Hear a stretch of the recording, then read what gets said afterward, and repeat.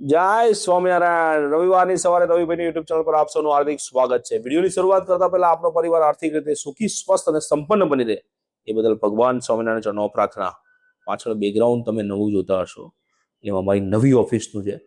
નવી ઓફિસનો એક નાનકડો ઇન્ટ્રો પણ અહીંયા આપેલો છે, તો ખાસ અમારી નવી ઓફિસની અંદર વિઝિટ કરજો. એનું એડ્રેસ પણ અહીંયા છે.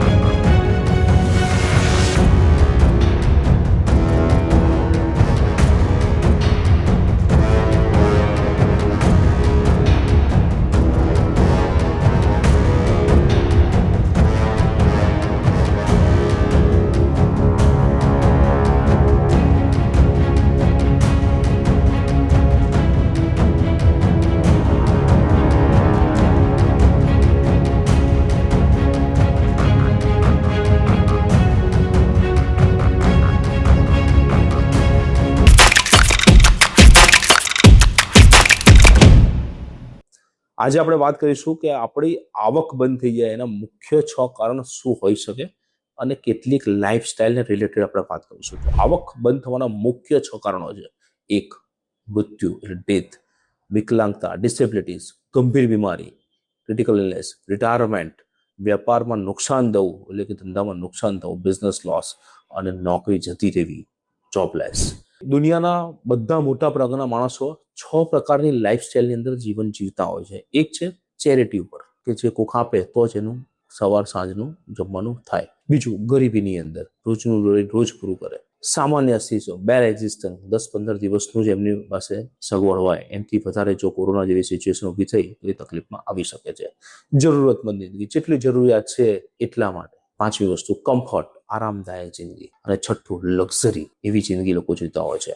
શું હોય છે? પહેલી લાઈફસ્ટાઈલની અંદર વાત કરીએ આપણે કે એસો આરામવાળી જિંદગી. મેં તમને રિવર્સ કીધી, હવે આપણે રિવર્સ બધી વસ્તુ સમજીએ છીએ. એટલા માટે પહેલી લક્ઝરી લાઈફસ્ટાઈલ. કોને કહે છે લક્ઝરી લાઈફસ્ટાઈલ? એ અબજોપતિ હોય છે, ઉદ્યોગપતિ હોય છે, મોટા મોટા સિતારાઓ હોય છે, મોટી મોટી સેલિબ્રિટીઝ હોય છે, મુકેશ અંબાણી જેવા, જે લોકો એન્ટિલા જેવા બિલ્ડિંગમાં રહેતા હોય છે, જેમના ઘરની કિંમત 5,000 કરોડથી પણ વધારે હોય છે, જેની પાસે પોતાનું ચાર્ટર પ્લેન હોય છે, પોતાનું આઇલેન્ડ હોય છે, પોતાનું જહાજ હોય છે, પોતે પોતાના શેરની અંદર જ રોકાણ કરતા હોય છે, મોટી મોટી કંપનીઓ ખરીદતા હોય છે, એની પેઢીઓમાં પણ પૈસા ખતમ ન થઈ શકે એટલા બધા પૈસા હોય છે. એ દર મહિને 10 લાખ રૂપિયાથી પણ વધારેનો ખર્ચો કરતા હોય છે. એવા Lakshmi Mittal, Mukeshbhai Ambani, Mark Zuckerberg, Bill Gates, Warren Buffett અને અઝીમ પ્રેમજી જેવા લોકો આ કેટેગરીની અંદર આવે છે. બીજી લાઈફસ્ટાઈલ જોઈએ આપણે તો એની અંદર કમ્ફર્ટ એટલે આરામદાયક લાઈફ. કમ્ફર્ટ આરામદાયક લાઈફની અંદર લોકો કરોડપતિઓ હોય છે, એની પાસે ઘણા બધા મકાન હોય છે, ઘણી બધી ગાડીઓ હોય છે, ઘણી વખત 7 સ્ટાર રિસોર્ટ્સની અંદર લોકો વિદેશમાં રોકાવા પણ જાય છે, બહુ મોટા મોટા બિઝનેસની અંદર લોકો ઇન્વેસ્ટમેન્ટ કરતા હોય છે. એમના પરિવાર એ પૈસા માટે ક્યારેય કામ કરતા જ નથી.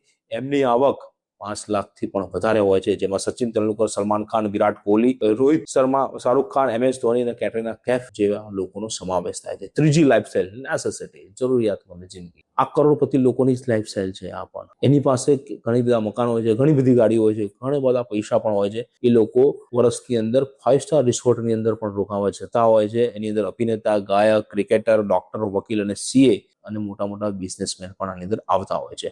એ લોકોને કામ કરવું ફરજિયાત હોતું નથી, કારણ કે એ લોકોનો ખર્ચ પણ 1 લાખ રૂપિયાથી વધારે હોય છે, પરંતુ આવક 10 થી 50 લાખનો હોય છે.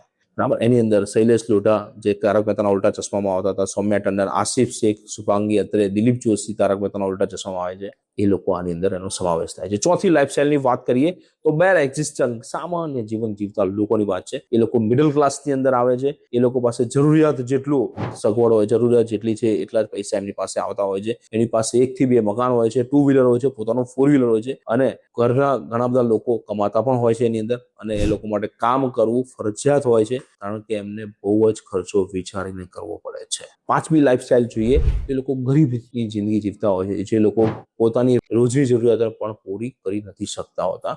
ભાડાના મકાનમાં રહેતા હોય છે, 2 વ્હીલર પોતાનું હોતું નથી એની પાસે, જૂનું 2 વ્હીલર હોય છે.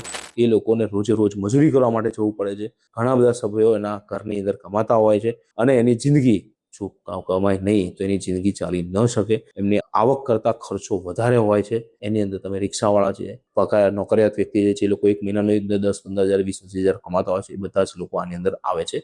મજૂર વર્ગ પણ આમાં આવે છે. છઠ્ઠી લાઈફસ્ટાઈલની વાત કરીએ તો એ લોકો ચેરિટી પર જીવતા હોય છે. એની પાસે કોઈ પણ પ્રકારની આવક છે જ નહીં. એની પાસે પોતાની પાસે રહેવા માટે મકાન નથી.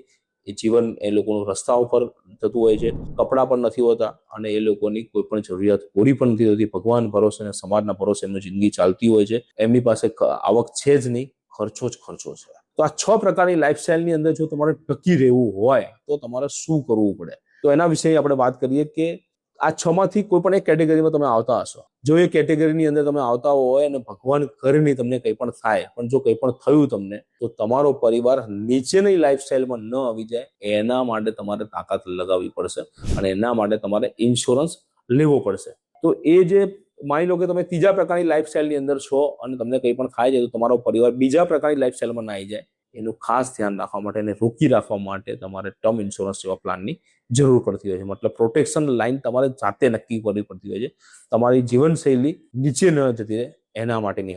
હવે આ જે 6 પ્રકારની જિંદગીની વાત કરી એની અંદર કેટલો ઇન્સ્યોરન્સ જોઈએ, તો એક તો લક્ઝરી જો જિંદગી આપ જીવતા હોય તો આપણો ઇન્સ્યોરન્સ 100 કરોડથી 1000 કરોડની વચ્ચે જોઈએ, અને જો કમ્ફર્ટ વાળી જિંદગી હોય તમારી પાસે તો 50 થી 500 કરોડ જેવો ઇન્સ્યોરન્સ જોઈએ. તમારો નેસેસિટી વાળી જિંદગીમાં તમે જીવતા હોય તો 5 કરોડથી લઈને 50 કરોડના ઇન્સ્યોરન્સ જોઈએ.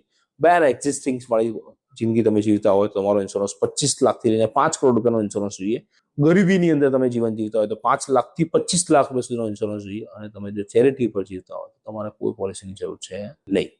રિસ્ક મેનેજમેન્ટની અંદર આપણે વાત કરીએ તો એક્સેપ્ટ આપણો સ્વીકાર થવો જોઈએ, આપણે બચવું જોઈએ. જે જોખમ છે એને તમારે ઓછું કરવું જોઈએ અને એને ટ્રાન્સફર કરવું જોઈએ. જોખમને સ્વીકારવું પડે, બચાવવું પડશે એનાથી, જોખમ ઓછું કરવું પડશે અને જોખમને ટ્રાન્સફર કરવું પડશે. રિસ્ક મેનેજમેન્ટના એ નિયમો છે કે રિસ્ક જો તમે લીધું હશે, તમારું રિસ્ક કોઈ પણ પ્રકારનું જોખમ તમે એને મિટાવી નહીં શકો. તમારે જોખમથી તમારે બચવું હોય તો ટર્મ ઇન્સ્યોરન્સ એક જ ઓપ્શન છે તમારી પાસે જેનાથી તમે એને બચાવી શકો. આપણી હ્યુમનની જે ફાઇનાન્શિયલ લાઈફ છે એ કેવી હોય છે કે શરૂઆતમાં 18 થી જે 34 વર્ષનો સમય છે ત્યાં આપણી બચતની શરૂઆત થાય છે. 35 થી 49 વર્ષની જે ઉંમર છે ત્યાં ધીમે ધીમે આપણે પોર્ટફોલિયો બનાવવાની શરૂઆત કરીએ છીએ, આપણા લક્ષ્યો બનાવીએ છીએ. અને 50 થી 64 વર્ષની ઉંમર છે ત્યાં આપણે નિવૃત્તિનું પણ આયોજન કરીએ છીએ. અને 64 વર્ષ પછી આપણે નિવૃત્તિની અંદર જે પૈસો આપણે બચાવેલો છે એની અંદરથી આપણે વાપરવાની વાત કરીએ. આપણા કેટલા રિસ્ક છે એ રિસ્કની અંદર જોઈએ તો કેટલું રિસ્ક હોવું જોઈએ, તો તમારા શર્ટની સાઇઝ શું છે, પેન્ટની સાઇઝ શું છે, એના પરથી તમારી રિસ્કની સાઇઝ શું છે તમને ખબર છે? જો નથી ખબર તો જાણવા માટે અમારા નંબર પર કોન્ટેક્ટ કરજો. શું તમને તમારી પોતાની હ્યુમન લાઈફ વેલ્યુ ખબર છે કે તમારી પોતાની કિંમત કેટલી છે? તમારી ગાડીની કિંમત ખબર હશે, તમારી મકાનની કિંમત ખબર હશે, તમારી પ્રોપર્ટીની કિંમત ખબર હશે, તમારા કપડાની કિંમત ખબર હશે, પણ તમારું પોતાનું મૂલ્ય જાણવું હોય, હ્યુમન લાઈફ વેલ્યુ, તો પણ તમે મને કોન્ટેક્ટ કરી શકો છો. તમારા પરિવારને જો સુરક્ષિત કરવો હોય તો એ લાઈફ ઇન્સ્યોરન્સ તમને સુરક્ષિત કરી શકે છે. એની પછી જ તમે રોકાણ કરો. સમયસર ઇન્સ્યોરન્સ ન લઈએ તો તમને ખબર છે કે કેવી હાલત થાય. રેમન્ડના વિજયપત સિંઘાનીનું નામ તમે સાંભળ્યું જશે. અબજોપતિ આખું રેમન્ડ ગ્રુપ ઊભું કર્યું હતું, છતાં પણ એમના પરિવારે એમને ઘરની બહાર કાઢી મૂક્યા. રાજપાલ યાદવનો અત્યારનો નજીકનો જ કિસ્સો છે. આટલો બધા સેલિબ્રિટી લેવલનો વ્યક્તિ હોવા છતાં પણ એક ચેક બાઉન્સના કેસમાં એમને જેલમાં જવું પડ્યું. મતલબ ક્યાંક ને ક્યાંક એમનો ફાઇનાન્શિયલ પ્લાનિંગનો અભાવ છે.